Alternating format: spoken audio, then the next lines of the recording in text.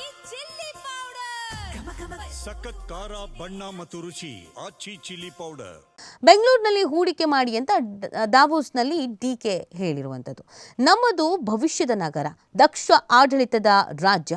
ವಿಶ್ವ ಉದ್ಯಮಿಗಳಿಗೆ ಉಪಮುಖ್ಯಮಂತ್ರಿ ಈ ರೀತಿಯಾಗಿ ಆಹ್ವಾನವನ್ನು ಕೊಟ್ಟಿದ್ದಾರೆ.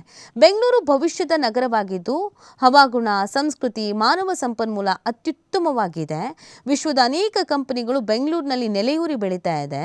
ಆದ್ದರಿಂದ ಬೆಂಗಳೂರಿನಲ್ಲಿ ಹೂಡಿಕೆ ಮಾಡುವತ್ತ ಎಲ್ಲ ಉದ್ಯಮಗಳು ಆಸಕ್ತಿ ತೋರಬೇಕು ಅಂತ ಉಪಮುಖ್ಯಮಂತ್ರಿ ಡಿಕೆ ಶಿವಕುಮಾರ್ ಅವರು ವಿಶ್ವದ ಉದ್ಯಮಿಗಳಿಗೆ ಆಹ್ವಾನವನ್ನು ನೀಡಿದ್ದಾರೆ. ಸ್ವಿಟ್ಜರ್ಲ್ಯಾಂಡ್ನ ದಾವೋಸ್ನಲ್ಲಿ ನಡೀತಾ ಇರುವ ವಿಶ್ವ ಆರ್ಥಿಕ ವೇದಿಕೆಯ ಸಮ್ಮೇಳನದಲ್ಲಿ ಬುಧವಾರ ಮಾತನಾಡಿದ ಡಿಕೆ ಶಿವಕುಮಾರ್ ಅವರು, ಬೆಂಗಳೂರಿನಲ್ಲಿ ಅತ್ಯುತ್ತಮ ಮಾನವ ಸಂಪನ್ಮೂಲವಿದ್ದು ವಿಶ್ವದ ಪ್ರತಿಷ್ಠಿತ 500 ಕಂಪನಿಗಳು ಇಲ್ಲಿದೆ ಅಂತ ಇದೇ ಸಂದರ್ಭದಲ್ಲಿ ಅವರು ಹೇಳಿರುವಂಥದ್ದು.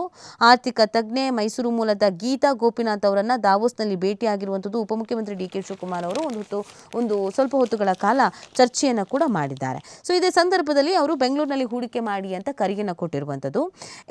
ಏರೋಸ್ಪೇಸ್, ಐಟಿ, ಮೆಡಿಕಲ್ ಸೇರಿ ಇತರ ಕ್ಷೇತ್ರಗಳಲ್ಲಿ ಬೆಂಗಳೂರು ಮಾನವ ಸಂಪನ್ಮೂಲ ಕೌಶಲ್ಯ ಹೊಂದಿದೆ.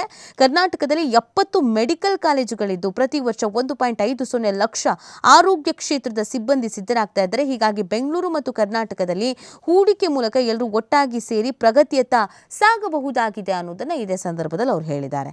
ಮತ್ತೆ ಪ್ರತಿಭಾವಂತ ದೇಶ ಭಾರತ, ಹೆಚ್ಚು ಪ್ರತಿಭಾವಂತರನ್ನು ಹೊಂದಿರುವ ದೇಶ. ನಮ್ಮ ದೇಶ ಮುಂದಿನ 25 ವರ್ಷಗಳಿಗೆ ತಯಾರಿ ನಡೆಸ್ತಾ ಇದೆ. ಅದರಲ್ಲೂ ಇಡೀ ವಿಶ್ವ ಬೆಂಗಳೂರಿನ ಮೂಲಕ ಭಾರತವನ್ನು ನೋಡ್ತಾ ಇದೆ.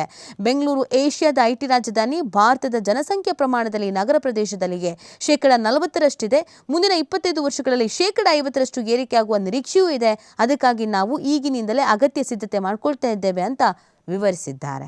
ಇನ್ನು ಜಾಗತಿಕ ಐಟಿ ರಾಜಧಾನಿ ಕ್ಯಾಲಿಫೋರ್ನಿಯಾದಲ್ಲಿ 13 ಲಕ್ಷ ಎಂಜಿನಿಯರಿಂಗ್ ವೃತ್ತಿಪರರಿದ್ದು ಅದೇ ಬೆಂಗಳೂರಿನಲ್ಲಿ 25 ಲಕ್ಷ ವೃತ್ತಿಪರ ಎಂಜಿನಿಯರ್ಗಳಿದ್ದಾರೆ.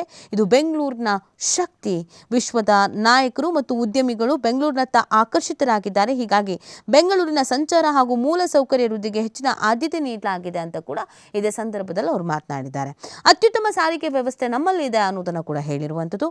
ಮುಂದಿನ ವರ್ಷದ ವೇಳೆಗೆ ಬೆಂಗಳೂರಿನಲ್ಲಿ ಮೆಟ್ರೋ ರೈಲು ಸಂಪರ್ಕ 153 ಕಿಲೋಮೀಟರ್ಗೆ ವಿಸ್ತರಣೆ ಆಗಲಿದೆ. ಬೆಂಗಳೂರಿನ ಸಾರ್ವಜನಿಕ ಸಾರಿಗೆಯಲ್ಲಿ ಬಸ್ ವ್ಯವಸ್ಥೆ ಅತ್ಯುತ್ತಮವಾಗಿದ್ದು ನಿತ್ಯ 6,000 ಬಸ್ಗಳ ಮೂಲಕ ಸೇವೆಯನ್ನು ನೀಡಲಾಗ್ತಾ ಇದೆ. ಅದರಲ್ಲಿ 2,500 ಎಲೆಕ್ಟ್ರಿಕ್ ಬಸ್ಗಳಾಗಿವೆ.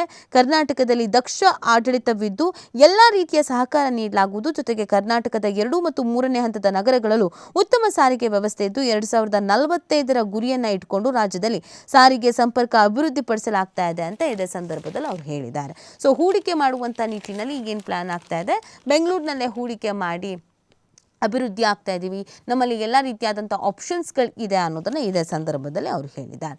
ಮುಂದಿನ ಸುದ್ದಿ